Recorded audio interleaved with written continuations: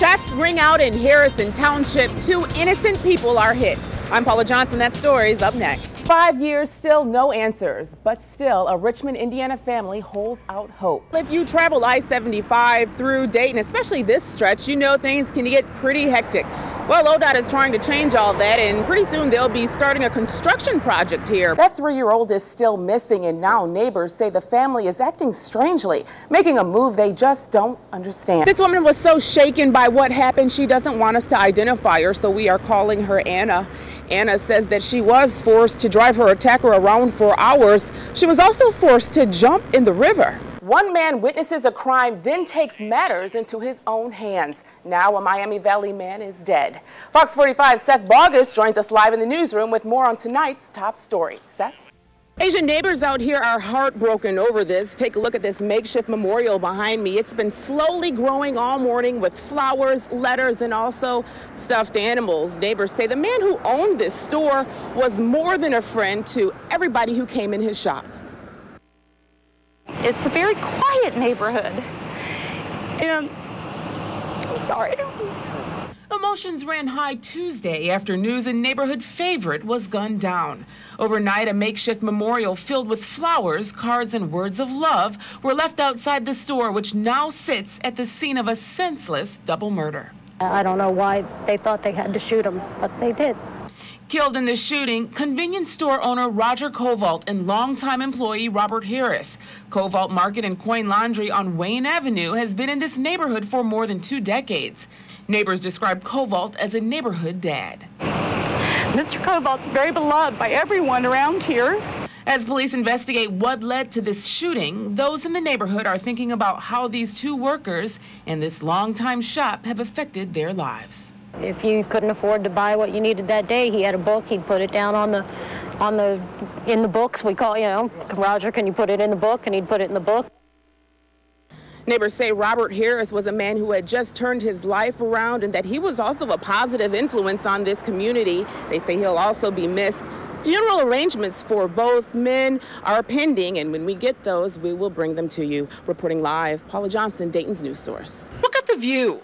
The Woodruff family built this brand new house in Logan County because of it. Well, I mean, the view is great out here, and I mean, I'd hate to lose it just because of some big, tall windmills they just look alien-like, I think. But the high ground in Logan, Hardin, and Champaign counties has attracted energy companies who want to build wind turbines like those pictured here. They feel like there's enough wind energy available to be harvested in this area. Logan County officials are trying to determine what's best for their area.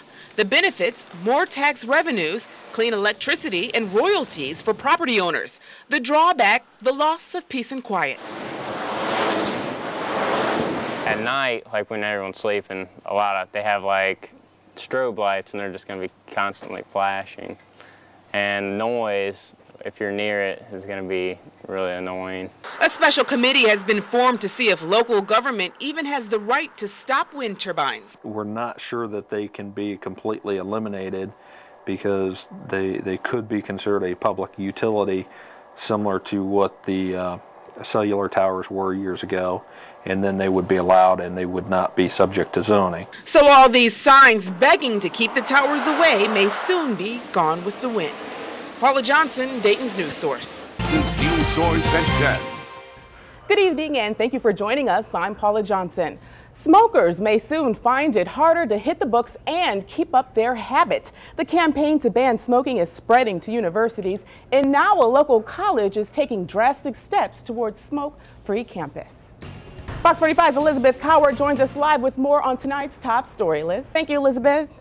2 Darke County brothers were killed earlier today after a farming accident. Sheriff's investigators say 28-year-old Craig Meyer and 20-year-old Douglas Meyer were moving machinery when they hit an overhead power line. A Wilberforce student is dead after a head-on collision with a minivan Friday. Police say 3 students were riding in a Cadillac when the 2 cars crashed on a US 42. Dayton police are still looking for clues in the shooting death of a man on Thursday. Detectives hope to find a lead after searching several Butler Township hotel rooms. In the wake of so many school tragedies, local students are offering thoughts on how to keep schools safe. Dayton Public Schools held their 5th Youth and Family Conference this morning, focusing on youth violence. A father turns himself into police after allegedly murdering his children. It happened in Louisville, Kentucky Friday morning. The man walked into police headquarters and admitted to the murders. Detectives found the 4 children, all younger than 8 years old, dead inside the home. It's already one of the busiest air traffic control centers in the country, and now air traffic controllers in Oberlin have more to be stressed out about. The Air Traffic Controllers Union says 2 hard drives were mysteriously removed from a training lab computer. Officials say the drives contain the names and social security numbers of more than 400 employees. A friend of former Congressman Mark Foley is running for re-election, and now Ohio Republican Congresswoman Deborah Price is taking heat from his email scandal. Democratic challenger Mary Jo Kilroy is running a campaign ad on Christian radio stations in Central Ohio. The ad accuses Price of not doing enough to stop Foley from his now infamous emails to teenage congressional pages. Bad news for union members picketing outside of Goodyear Tire and Rubber in Akron. The company and the United Steelworkers Union have not scheduled any new talks. Moving closer to testing nuclear weapons. Still to come on Dayton's news source, how several nations are signing on with the UN to stop North Korea. Plus, the frantic call from a maintenance worker leads to new insight into a horrific high school shooting. And spinach may have a clean bill of health, but now something else may be contaminated with E. coli.